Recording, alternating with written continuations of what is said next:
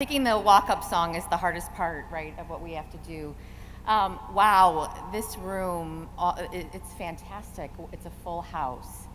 I want to, as Carolyn mentioned, I'm Seema Pajula. I have the privilege of leading this industry for Deloitte, and I have the honor of being the 2018 Step Ahead Chair. I want to start by thanking Jay and Carolyn for creating this initiative, creating this amazing night, but more importantly, for continuing to champion the discussion around the retention, advancement, recruitment of great talent in this amazing industry. Let's give a big round of applause to Jay and to Carolyn.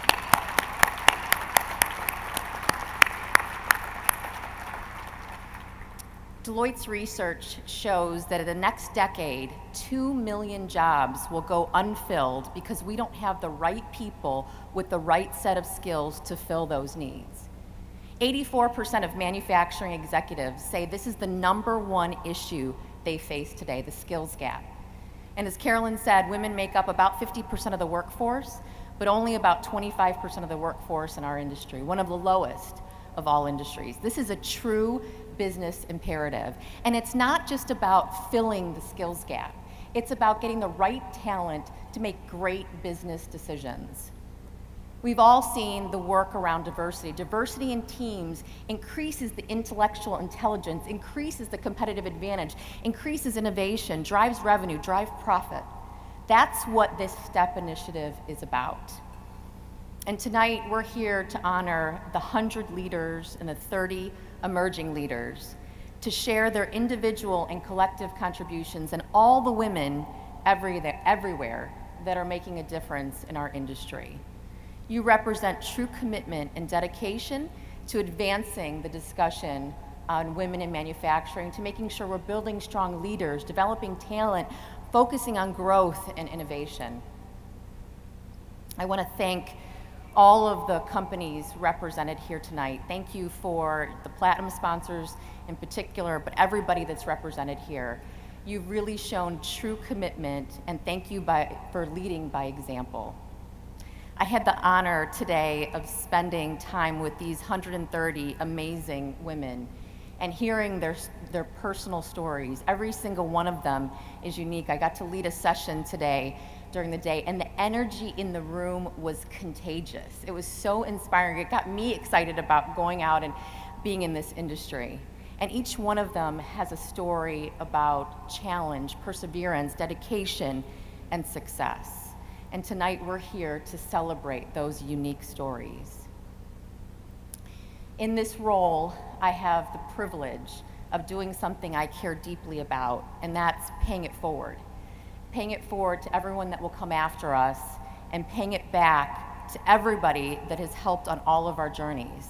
The 765 people in this room that helped you get into these seats, and the many thousands and thousands of more that aren't in this room that helped along your journey. And as Carolyn said, the 130 of you now are ambassadors. You have the privilege and the responsibility to pay it forward. As Madeleine Albright, our first Secretary of State, said, there's a special place in hell for women who don't help each other. Jay, is that too much?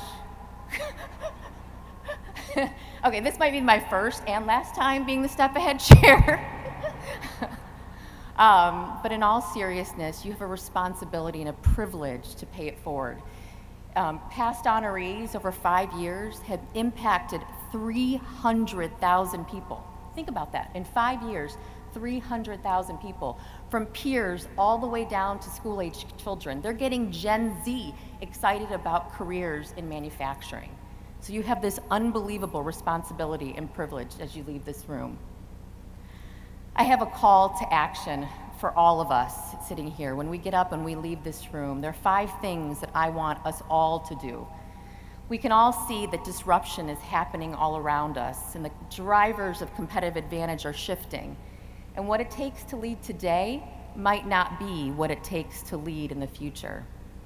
And so I have 5 challenges to this group, 5 things I want us to take forward as we go back to our companies. The first thing is we have got to be passionate, and we have to show that passion to everyone around us. It's our responsibility to get the next generation excited about careers in manufacturing. If we don't do it, who else will?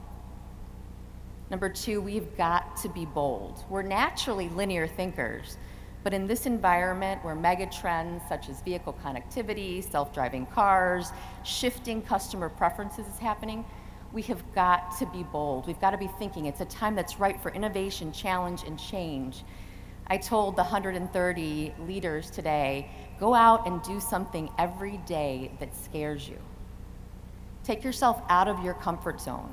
Do something bold every single day. The third thing is we've got to be innovative. We have to have a constant transform, reinvent mindset. We've constantly have to be thinking about how do we make it better? How do we improve it? How do we do more? The fourth thing is being adaptive. In this environment, we have to be able to sense shifts and adapt, be nimble, and respond quickly to change. We have to surround ourselves with diverse teams and empower those teams to challenge us differently. And five, we all have to think about the legacy we want to leave, and we have to build that legacy.